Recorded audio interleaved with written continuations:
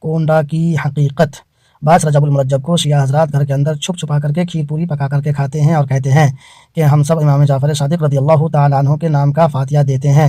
معلوم ہونا چاہیے کہ 22 رجب المرجب نہ ہی امام جعفر صادق رضی اللہ تعالیٰ عنہ کی وفات اور نہ ہی ولادت کا دن ہے۔ 22 رجب المرجب امیر المومنین کاتب وحی امیر معاویہ رضی اللہ تعالیٰ عنہ کی وفات کا دن ہے۔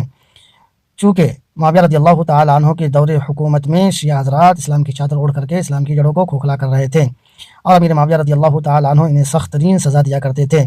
جب انہیں معلوم ہوا کہ امیر معاویہ رضی اللہ تعالیٰ عنہ کی 22 رجب المرجب کو وفات کر گئے ہیں تو ان کی وفات پر انہیں خوشی ہوئی تھی، تو اسی وجہ سے لوگ کھیر پوری پکا کر کے اس دن کھائے تھے اور اپنے دوستوں کو بھی گھر کے اندر بلا کر کے کھلائے تھے۔ کیونکہ اس وقت اہل سنت والجماعت کا غلبہ تھا، تو یہ لوگ اپنی خوشی کا اظہار اعلانیہ طور پر نہیں کر سکتے تھے، تو چھپ چھپا کر کے گھر میں کیے تھے۔ اسی دن سے یہ تاریخ چلی آ رہی ہے۔ اب آہستہ آہستہ یہ اہل سنت والجماعت، مسلمان کے وہ طبقہ جو اہل سنت والجماعت کہلاتے اس کے اندر بھی داخل ہوتا جا